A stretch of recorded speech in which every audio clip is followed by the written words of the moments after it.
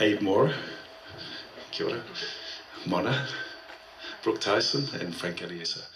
I think maybe we just kick it off with a little short introduction for each individually, and maybe a little bit about what you do creatively. The other thing about this panel today is that not everyone is a musician, but I'll let everyone talk about their own kind of journey in that space.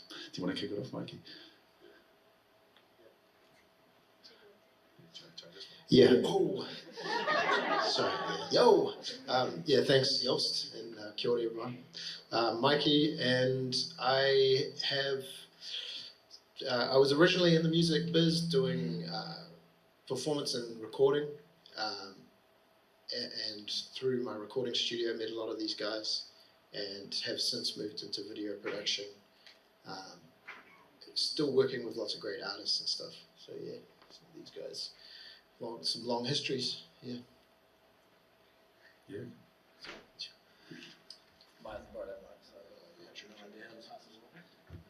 Kia ora, so Abe, originally I'm a tradesman actually, so I used to be the guy that showed up at your door that you were usually angry at because they showed up an hour late. I'm still that guy, but this time I'm showing up with a camera.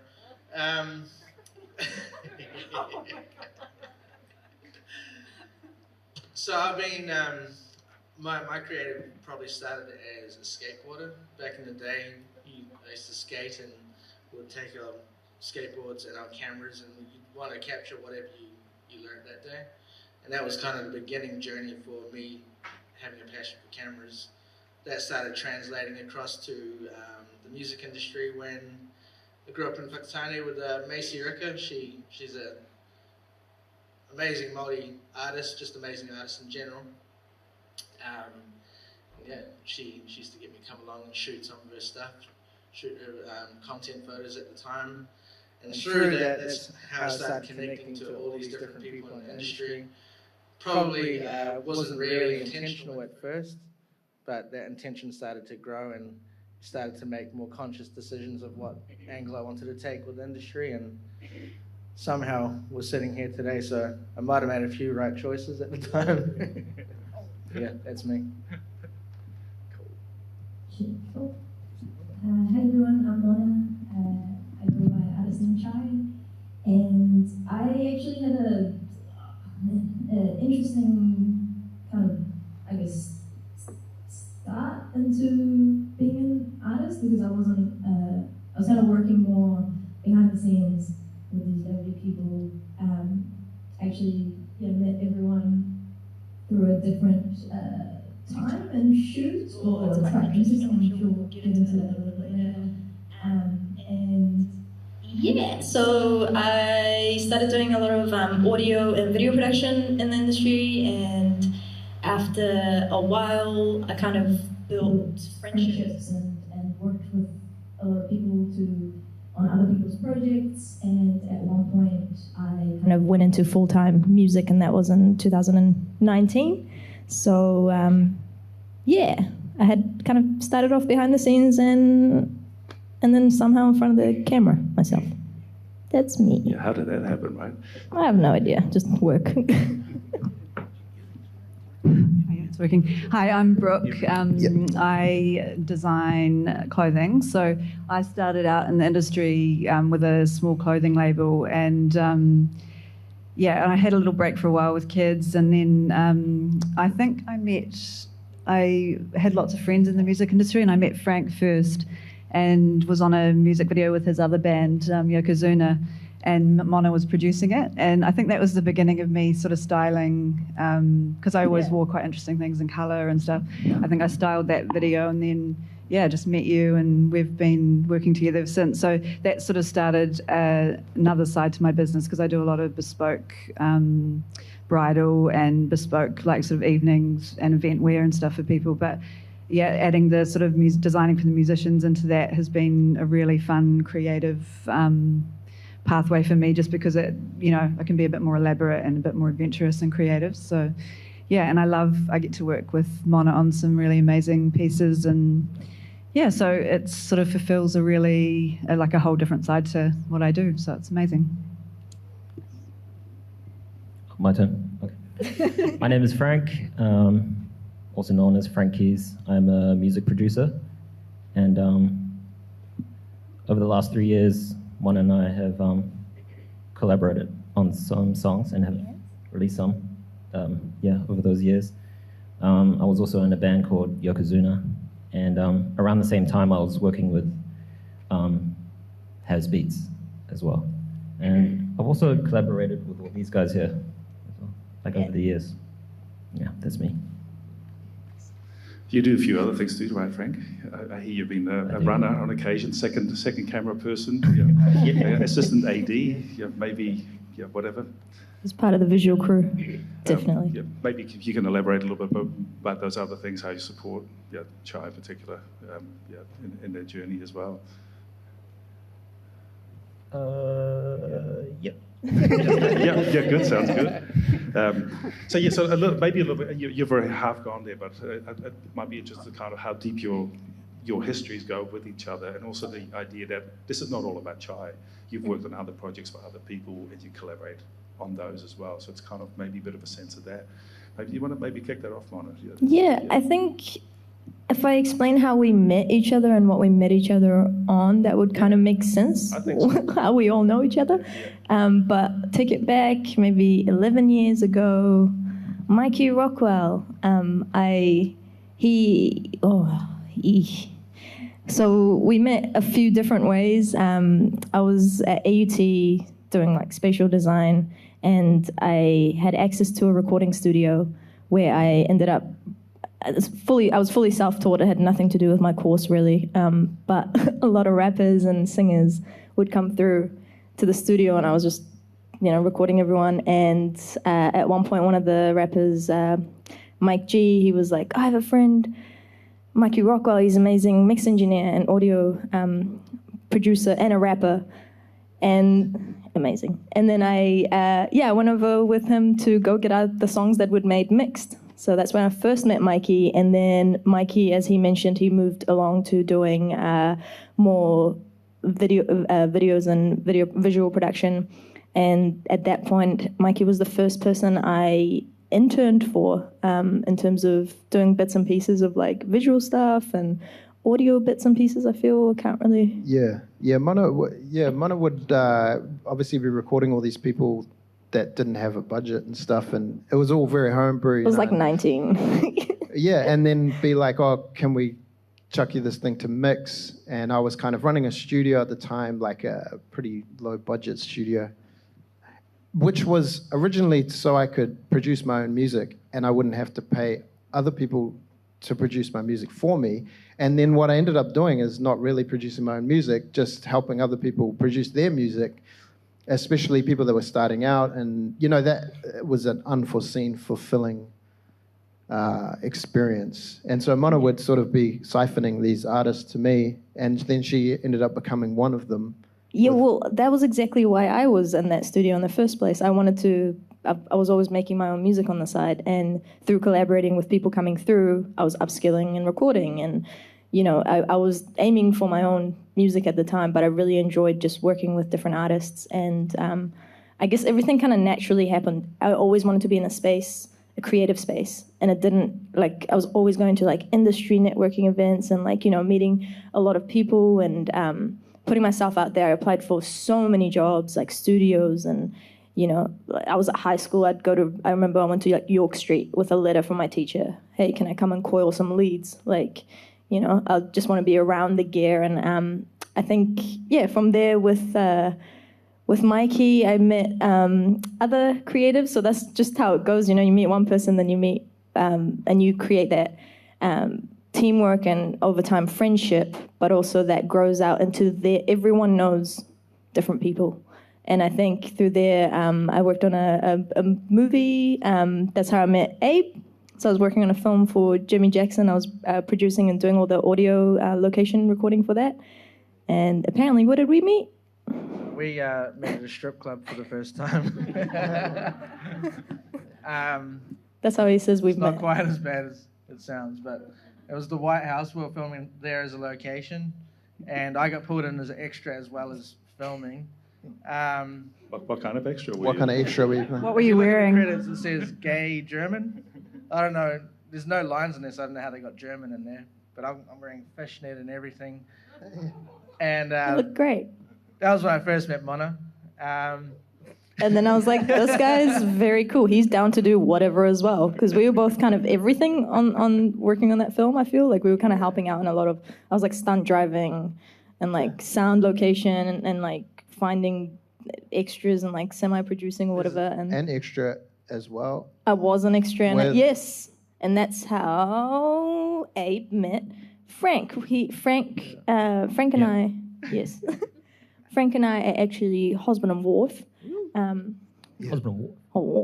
And so with Yokozuna, when I met Frank, Yokozuna, you know, obviously doing amazing things, and I would help out sometimes with visual stuff. So I was producing a music video, or not. I don't think I was fully producing, maybe helping out. Lots of behind the scenes stuff. Yeah, behind the scenes While filming. we were touring. Yes. Touring. Yeah. And while they were touring, I'd go around and like film stuff. And it was through one of their shoots that I met Brooke, the incredible Brooke. She'd made all these incredible custom pieces for Yokozuna as well as everyone in the music video. And I was like, who is she? She is so cool. And like, just, I don't know, there's something about everyone here. We're all just like, we'll make something, like we all kind of work really hard and we're just I don't know, we just go with our hearts and do what we love, and we're not too scared to try new things, and you know, and all of us have kind of I feel like, I don't know, like quite a collaborative, supportive nature to each other and to our teammates, and Absolutely right. There's a real sense of collectivism. Community. Around that. Yeah, community, Yeah. which is obviously the theme of today, which is so utterly awesome. A couple of things I want to deep dive on a little bit. You alluded to the fact of no budgets or incredibly low budgets. How do you kind of deal with that from a creative point of view? And Adjust your diet Yes. to be to have I don't know, there was like a weird kind of zone, especially when I first started my studio. It was just literally like in a house, and we cut some holes in the walls and stuff. Like, we didn't own the house, and there were no microphones type of deal. But through that, you kind of meet people that are, you know, they want to do music seriously, but maybe they don't have the serious money to do a serious job, and maybe you're not quite ready to do a serious job either as a producer, or engineer, or whatever it is that you're contributing. And that feels like, oh, maybe we're not quite doing it. But at the same time, that's your education, and that's when you learn how to do it, so that when someone does come at you with a budget or whatever, you're maybe a bit more prepared. I love that. That's really awesome. Takes time, though. It takes time. And that's the thing with all of us, I think, is that there was a time where we maybe didn't feel like it was quite hitting the sweet spot, you know what I mean? But to stick with it and to keep going, and then suddenly, you know, Mona comes through with a new project that's, you know, everybody's leveled up quite a lot, you know, and we're all a bit more ready to, you know, individual journeys. I feel like we're all on a, still to this day, like we see each other going through different phases of creative paths, and just it's really nice to see that in your friends. And It's probably worth pointing out as well that even there's 5 of you here, but the actual community, you know, I've been really, really fortunate that I've been observing these guys for the last sort of 6 or 7 years, kind of, from the sidelines. this guy's always telling us, keep taking risks. Yeah. Oh, good. Do those crazy ideas. I'm like, crazy I ideas love are that. awesome, right? Yeah. But the community is far bigger than this as well, and I would include all your friends. And I think the themes of friendships around being creative are really powerful. And I don't know, maybe, Brooke, if you want to pick any of that up. And what are your thoughts on that? Because I also know you do so many things for very little budget or no budget, and you put in a lot of amazing work for love, really, eh? Yeah, I mean, because it is such a fulfilling thing for me to do, I have put in the hard yards and done a lot, you know, like with not much budget. And I mean, as you know, as people do level up, the budgets become bigger, and you know, and you can be more creative and, you know, go through with all of your ideas. But yeah, with friends in the industry, it's pretty amazing getting to work with people that you know really well, you know in and out, and you can, like, I feel like for me it means I can push the boundaries a little bit more, and people be open to listening to it, because like if you just, and I also understand a person's particular style or what works really well for them, whereas when you're just for someone you don't know, it's not quite the same. I mean, obviously you can still still do what you do, but yeah, it is really nice when you actually have that knowledge of someone, and you I mean, I know with Mona just being open to ideas, and like she comes at me with really cool ideas, and then I come at her with really cool ideas, and we just end up going, we should do this, and it's a really exciting process. So I don't work with heaps of artists. There's a few in particular that I work with all the time, just because it does flow really well, and yeah, feels right for me. So yeah.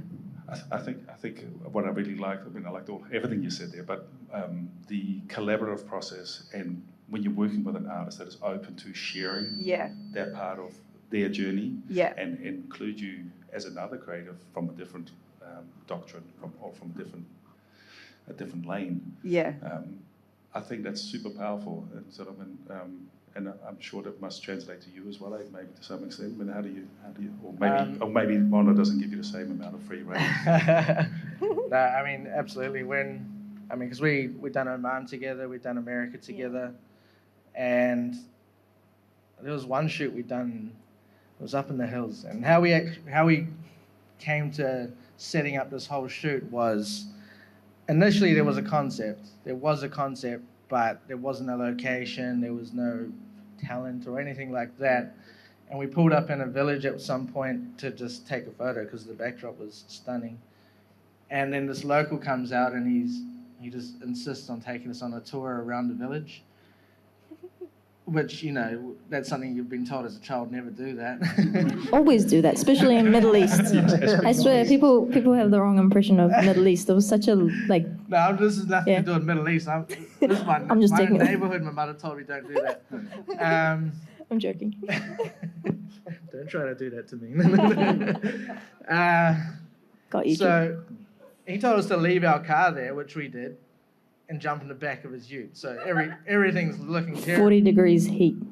Love so it. The trust level is way up there. Anyway, he takes us on a trip. 3 hours, takes us through this old part of their village, takes us through a date farm. And we end up going into their house, and Brooke's favorite, eating the fruit with the hands from the same bowl. She enjoyed that. I know she enjoyed that. Anyway, that led to another day where we went up to this village to shoot. And then Mona just happens to get sick on that shoot. Respiratory is very... Well, okay, this is what we do for the art. Can I, intervene a little bit in there? So how we got to the top of the mountain, we started from the bottom of the mountain. Pun intended. Life. Yeah, so I had these concepts for these 3 videos that we shot in Oman. But the first one, I was like, we saw these abandoned buses, and we're like, hell yeah, let's shoot in them. This amount of mold and dust inside these buses, and I'm jumping around. I'm like, yeah, trying to give my best performance, inhaling it all in. And that was beginning of the trip. So what that led to is some kind of, I couldn't breathe pretty much, and I was like, oh yeah. I was telling Frank today, I was like, at that point, I was born in the Middle East, I guess, later, it got that bad. I was like, shit. But at the same time, I would go into a medical care hospital, and I'd be like, nah, we're going to get the next shot, let's get out. And then... Was at the top of a mountain as well? The next time I got sick was at the top of the mountain. Situation, it was everything wasn't going in their favor. We had to go to a hospital. We had the whole day to shoot. We still got it. It ended up being a 2-hour shoot, right? Yeah. And this is involving a whole bunch of kids, and the concept luckily was pretty basic. It wasn't that intense, and it was a pretty short song, so you didn't need a whole lot. It's for Trouble with all the little kids. This is Trouble. Trouble, yeah. See, I edit these videos, and I just get a hard drive with none of this. I haven't heard this story. Oh, really? No, I just get the footage and go, make that into a music video. Here's the ideas, and this is what we shot. And I'm like, oh, where are you? What is this? You know what I mean? Because the thing is, we don't even... The other thing is, we'd shoot BTS, right? And you'd see a little bit of... I'll post it sometimes on, YouTube. But we never... When you're in those moments. You don't film the really, really rough parts, that what you had to go through to get the shot. And I guess, we had that 2 hour with the village. It was a 2 hour window. I think that's when it's good to know like where your strengths lie, because I think I was only brought on some of those shoots because I'm good at adapting and I'm decent under pressure. So if you put me in like a fully prepared situation, like a diamond. I'll probably crumble. But he'll mess it up. Give me 2 hours and I'll probably. We all kind of love. He needs the chaos to operate. We all properly. love chaos and pressure, and I think that. Not me. Not Mikey. That's why I Mikey that's why I loves his office, his workspace. Neat and tidy, and But to take it back to the low budget situation, is you probably learn a few of those tricks doing the low budget stuff, because a lot of the time it is high pressure. If you can afford to have a crew with a small budget, you're also aware of their time, so you try to make it tight. You try to do it all in one day. Yeah. Should be a 3-day shoot. Because that one, we spent 2 weeks on the 2 of the videos and then 1 day for Trouble, which wasn't like a focused track or anything. So I was like, we can get it. But from working with Abe on other music videos, I knew he's crazy. He's like climbed up. He's done so many health and safety opposites, whatever that is. Unsafe and unhealthy. Saying that, sorry, man. We're in LA. She wanted a bike in her video. Turns out she doesn't know how to ride a bike. Oh no, I do. I do. There is a clip. You learned on the job, right? She is coming down the hill, and I'm filming her. Yeah, that was a good clip. And I had to like catch her while I'm holding the camera because to jump she was off the about bike. to go flying. It was like those super high handlebar ones, though. Yeah, it was an awkward bike. And it was on the Hollywood Hills, so it's like that. And I was like, I got this. Like, I was like, I've got the hang of it now. We've done this for like 2 days now. So I'm going down, and I'm just like, it's full speed. I can see Abe in my sight, and I just jumped off to the curbside, and you kind of like... Fell into the bush. I think I grabbed the bike, and she saved herself. Yeah, he's like, save the bike. Yeah, you can see him in the film being like, is the bike okay? But I mean, trying to like zone in on a little...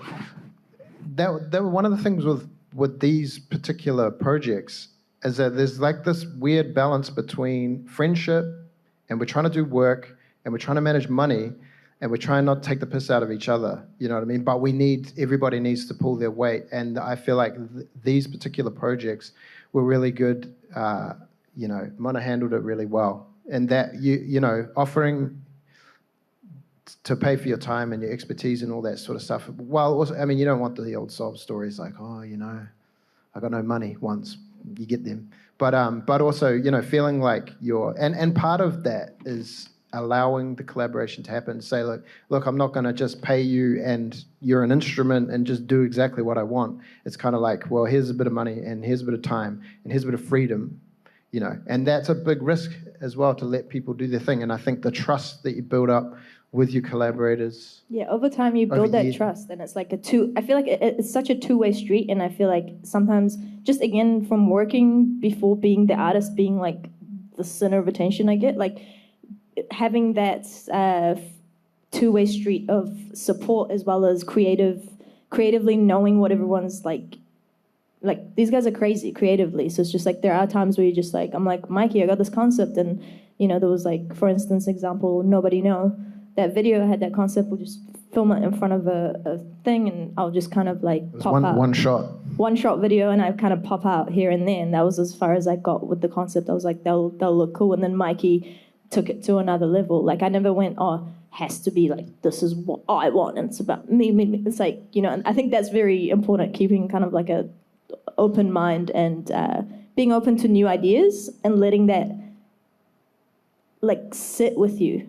And then it's even with like mixing, I feel. You take your mix, and the first day you get a mix back, you want to make these changes, right? Because you're not used to hearing what that mix engineer was going for. But if you're working with someone who you want their mix style, then let it sit with you, I feel, for like a little while. And then you're like, there's been multiple times where I'm like, damn, I'm glad I sat on it, because that's my favorite bit of a mix. I really love that one. That thing in particular. I have a 48-hour rule. If I'm working on something, I either don't give feedback for 48 hours or I don't want feedback for 48 hours. It happens every time I get this flash feedback with someone going, no, and then a couple of days later they come back and go, sorry, I was wrong. Yeah. I watched it a few times. Yeah, that's really good now, yeah.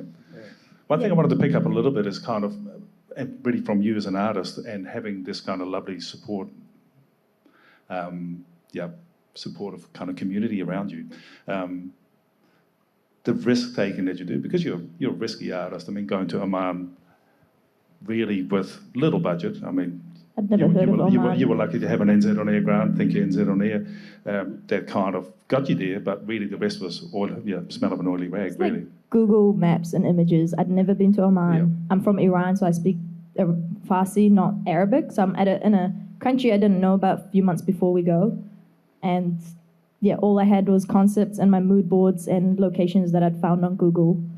And we got pretty close. But you probably wouldn't have done it if you wouldn't travel with these three guys. Oh my God, no. It's because I'd worked so much. Yeah, I'd worked so much with like Abe that I knew he was crazy enough to firstly say yes to doing it, and then he did amazing. And then there was like Frank, obviously he was doing so much. There's so much extra hand you need on a shoot. Brooke, like the fact that we all were like like everyone like trusted.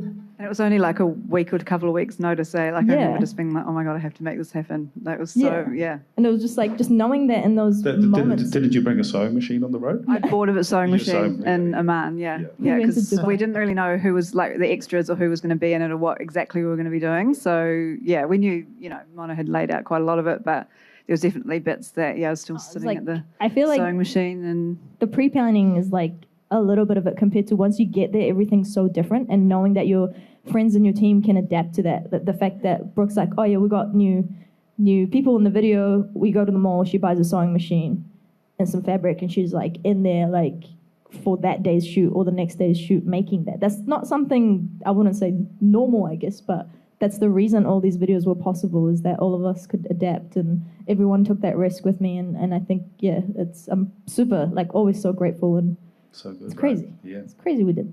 That sort of leads me a little bit to the art of compromise, and this is probably a conversation less for you, but maybe some of the other creatives here. And how do you deal with situations where maybe you might know better than what is asked of you? How do you maneuver those kinds of things? And maybe, I don't know, Abe, do you have any thoughts on that for now? And then maybe Abe always knows best. No, I think know better is the wrong word, but yeah, totally. Okay, firstly, some artists will come to you with a concept, and that concept is pretty solid, it's pretty complete, and sometimes it's better to just respect the concept and try and fulfill it the best that you can for that person. Sometimes the concept is actually quite open and you can interpretate how you want, and you might have a suggestion. I think the thing is just check your ego. If you have a suggestion and it just gets pushed to the side, then so be it. That happens all the time.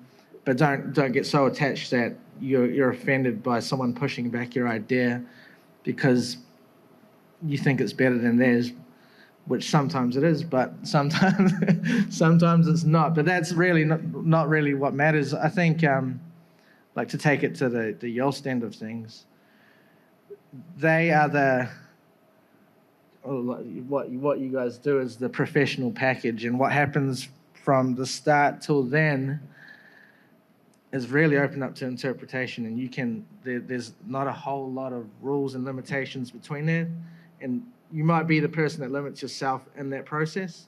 So, that's where, like, I feel like I've been in post-production and finishing and delivery for a long time, and what I've realized is that there's people that have big ideas and they're very open to having these ideas, whereas someone like myself I'm like, how are we going to funnel this down to a finished product?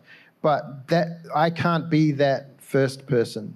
And even there's a first person with the vision, and then there's people all along the chain that have different like strengths at like Abe will take ideas and say, oh yeah, we could do it this way, we could do it this way, we could do it this way. Mona's full of ideas. And then I'm like, give me one idea and then we're going to finish this thing. You know what I mean? But it requires all those people to do that in order for it to be effective, I think. It's almost like a filtration system, isn't it? It sort of trickles down, great idea at the top, and then, a whole bunch of practical realities kick in. Reality. I've worked with artists where they've, obviously got funding or a certain amount of money budget to work with, and the ideas that I guess they would come at you with, I automatically like produce a hit on. I'm like, that will cost you like 200,000 for that kind of finish. You can give it a go, but then if you miss it, kind of ends up looking like I feel like a cheap version of what you tried to do. And you can like, for me, I'm all about like get the idea that you can actually execute with the amount of money, and you can have really simple ideas and pull it off with like not much money. You don't, so. I think the parallels are there in music as well, maybe for you as well, Frank, in terms of some stuff you can do within a computer, but if you want to record a whole orchestra or something like that, which you may or may not want to, but yeah. Oh, was that a question or? Sorry, I was like... just really about the art of compromise, really. Oh, yeah. Yeah. So there's always levels to that. I do find with compromise, there's also like a fine line as well. Like there's levels of compromise, and I do find if sometimes that's something I've really noticed and I'm really trying to work on is not compromising to the point where I don't enjoy what I'm doing, and I know it's not going to work as well as the original idea, because you do sometimes get a lot of pushback, and there's just like that sweet spot of you can compromise together, but then in your industry you do know best sometimes. So I do find I come across that quite a lot. I'm really glad you raised that, because that's I was hoping someone would bring that up, because you see it sometimes where people are kind of giving too much and kind of therefore burning themselves out during that creative process, and that's a really common thread. I'm going to add to that, because I've seen Brooke at work, and when we're doing a shoot and there's an outfit that's required, it's been quite a few shoots where it's showing up just before we're kind of about to film, but it's because Brooke has been up all night making it. She's actually making it while... Keep in mind, she's got a full-time business. While Mona is putting it on, she's actually making it still. She's got a sewing machine while Mona's trying to fit it on. I can definitely see that the compromise is sometimes you want your product to look a certain way, and time is not always a luxury with some of these shoots. And I think with Brooke's case, obviously, she's got a professional side that she maintains with her clientele. She's got to be able to keep up with her clients, as well as produce this creative concept. But she wants all of it to do justice, and the only way you can really do it sometimes is actually by burning yourself out and committing to it. But what do you do when things become maybe unreasonable? Well, for me personally, if I burn myself out, I pull myself back. I don't know. Abe's got this thing where he can work like an extra 8 more hours than anybody I've ever met in my life. Like I'm gone to bed. Never Abe's tired. We shot another video Abe doesn't overnight. count. While you were sleeping. Exactly. He's got so much energy. I can vouch for that. We were and I remember in America when we were shooting, like we were all like 13-hour shoot days. I'm like tired. He's like, I'm going to the movies. Like. What? And then we've got like a 7 o'clock morning, and then he gets up all chirpy and like, yep, ready to go for the day. Like it doesn't affect you, I feel. Always energetic, never tired. I think that's I don't know if you're a producer of something, you always ask with a question like, here's the resources you're given to do the thing, and here's what you want to do, and what you want to do is always going to be outside of the resources you're given. If your product is, or your service, or whatever you do is your true passion, if it's just money, then you just look for the biggest paycheck for the least amount of work. But that's the thing about this particular group of people, is that we're all not that smart financially. I don't want to say smart, but you know what I mean. Our priorities. Our priorities, and we're all respectful of like keeping in mind, like I'm not like if I'm talking about myself as an artist coming into it, I'm not like an artist that doesn't care about anyone else's like time and full-time profession, So like we go into it knowing what each other's lives are like Brooke, full-time amazing fashion designer, and like bridal, so it's being able to like know and respect that. You have to like respect that about everyone. And if you're trying to like fit your project into that, you just it's not all about like it's not, I don't know how to put it in like it's not about, you got to remember like everyone else has other things going on. and everyone's on their own journey, and respect that and support each other, help each other out. It's a two-way street. And, you know, there's been times where I work on projects with these guys on their projects, and then vice versa, and then definitely got to a time where there was like a lot of like my stuff happening, but I was very conscious of, just knowing everyone's got... Suddenly awesome Mona was stuff. the boss, and at first she was the intern, and then she was the boss, and we were all yes-mamming her. Nah. None of that, very... Nah, not really. That kind of answers my next question that I've got on my list. What makes a successful collaborative team? You need to have a boss, right? You got to have Mona as your boss, and then.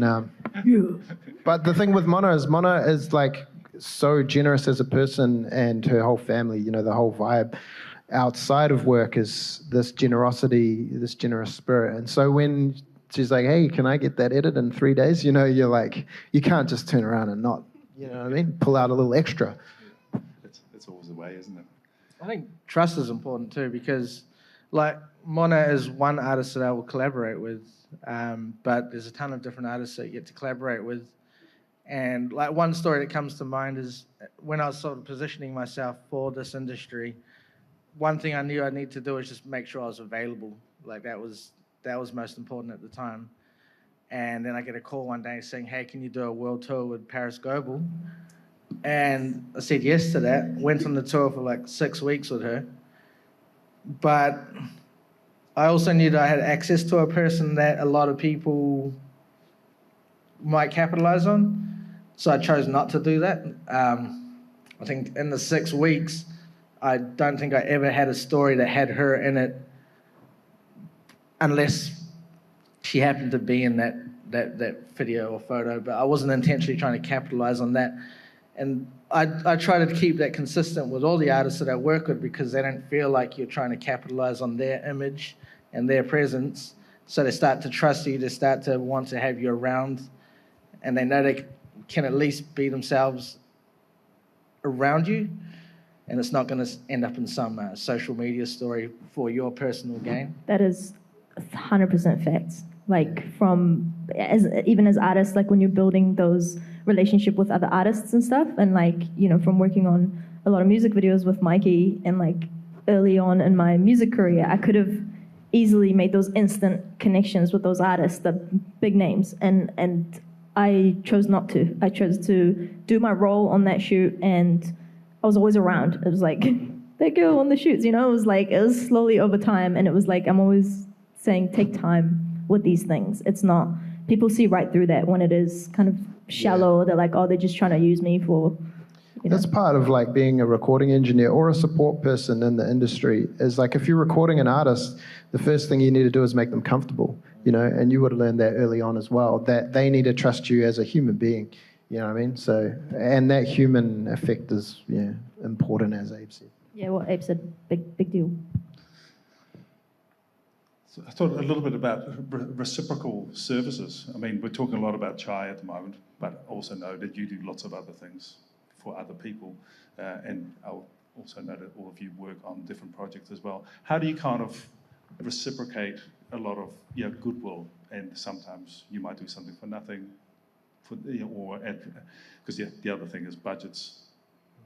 When budgets increase, the creative just increases as well. So there's never extra money. You alluded to that. You're going to use it to make it a more fun, amazing. Yeah, someone offers you more money and you go, I need to get a bigger camera and 10 more lights. And, totally. So how do you feel about that reciprocal kind of thing? I mean, I'm sure Mona, there's some things for you, and you might work with other artists that kind of reciprocate as well. Yeah, I think it's all, it's a respect thing, and also like the general, energy of the project. Like sometimes people ask you to do a thing and you kind of see what it's doing, and if it's something that you feel like is actually generally helping the world in some way or improving the state of things, then you may be like, let's just do this, versus someone's just making a pure commercial project for their own clout or whatever, then maybe you're not. It becomes a balance thing. And doing things, you have to, if you want to learn and you want to make those connections and you want to build trust, then you have to do things sometimes for less or nothing. I mean, but you don't want to, you can easily be taken advantage of as well if that becomes who people know you for. So you've got to be careful with that. Yeah. Yes. Yeah, I mean, the cool thing is sometimes you work with artists that you admire, and like if you're lucky, you get to work with people that you really enjoy working with. Besides Mona, like I enjoy working with Troy Kingy. Like I get to work with him a lot, and he'll contact me for whatever he needs. I think I've worked on 4 of his album covers now. But sometimes I'll contact him and say, hey, like, you're doing this, and I just want to sharpen my tools. I just want to enjoy the project rather than feel like you're working on something. So you can initiate the exchange by, instead of waiting for them to come to you for a cheap or free experience from you, well, go with something with intention. Go to them and say, hey, I want to just be around for this gig that you're doing, and I'm going to try to shoot it in a specific style, something that I'm not usually comfortable shooting, that allows me to not have the pressure of you saying, hey, like, this is crap, I don't want to pay for this, but I also get to learn something new in that process. So I've done that with him a few times where I'll say, okay, I'm going to try to shoot a little bit more paparazzi style with you, and like, I'm not going to charge you because this is not the way that I would shoot, but you're the sort of artist that I'd love to experiment with this on. So I say, yeah, sweet, come along, come do it. And so if you build that trust with an artist, you're able to start doing that sort of stuff. And that's a real openness, and you kind of talk about just being open to... Yeah, so it's not being the victim in the situation. Like, yes, you might not get paid. Experimental. But you chose not to get paid in this situation, and yeah, you're benefiting. You're still giving them something, and he's used some of those images for promo stuff, so he got something for free out of that exchange. But I feel good about it, and I came out of it knowing something new that I didn't know before. Mm. What's your... 1,000%. What's that? With that, I would name it as, like, I've noticed that a lot more and more as you build those connections with people for longer years, you can do those a lot more frequently, and I'd call them maybe experimental collaborations, where sometimes my longtime friend and makeup artist Liz, she would come to me and she's like, I really want to, we should try these new looks out, and she'll have all these really amazing trending looks, and then would get a photographer and kind of test it out, and the 3 of us have kind of new content to use as well, and it's like a very equal 3-way kind of thing. But yeah, cool. You have to be at that kind of, I feel like the connection has to be at that point where you can do that, though. Where you can be open to that. I think there might be some questions from the audience at this stage. Yeah, Bella, do you... Hello. First of all, thank you so much for coming and sharing your experiences. It's really interesting to hear. My question is, you've talked a lot about like positive collaboration, and you've all worked together a lot, and you've built those relationships, and you know how it's all going to unfold. But do you have any examples of collaborations that maybe haven't gone well? And if you've already committed finances and you've sort of tried to figure it out, but it's sort of just not working, how maybe you've managed that and having those sorts of conversations? Who would like to have a crack at that one? That's a big the one. struggle is picking just one of them. That's the thing that I think this panel, this is what's cool about this, is that I feel like we all feel like this is a little bit of a golden collaborative team that doesn't always happen. But I'm sure you've had But bad there ones, was right? probably all of us, I'm going to speak on all of our behalves, have gone through maybe 90% or a huge percentage of collaborations, or that we did not do work with those people again, or I don't know how to put that. Like there's definitely you might just have that one experience. Trial and error with, I guess, people who you click with. It's just like anything else. It's not that they're not good. It's just, does the collaboration work between 2 people? It's about creative vision. It's about everything. And all of us have definitely worked with a lot of people, and then over time you find your people, Yeah, I think if the thing's starting to not work out, and taking out the personal side of it. If you can't like find a personal level at which this is going to work, then maybe you got to kind of like, okay, how can we dice up this project into like just the mechanics for a minute to get it done or get out of it or whatever, without being disrespectful. But because like the personal side of things, there's that trust. You got that trust like level that you're building up with people, and every time they come to you, do they walk away going, I trust that person to deliver or do whatever, Nice one. Anybody else have a question? Did that answer the question?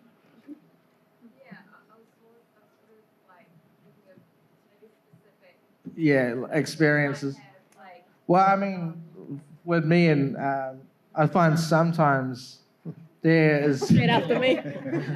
Out of all the people. Actually, no. I mean, Go ahead. It's a project starts to get heated sometimes, right? And there's definitely been times like where the tension has been there between projects. Sometimes like we're running way over schedule, and for me as someone that's on camera, you just want to keep rolling. And so I've been on projects where Mona is like the producer. As a producer, you just got to be blunt and you got to say, no, we've got to wrap this quickly. And then for me, I'm like, well, we just need this shot, otherwise we don't have it. And so there's tensions that lie there in that situation. With Mikey, he's like the fix-it guy. So if you give him something and he doesn't have what he needs, it's going to start putting a lot of tension on Mikey's end. And it's like that, eh?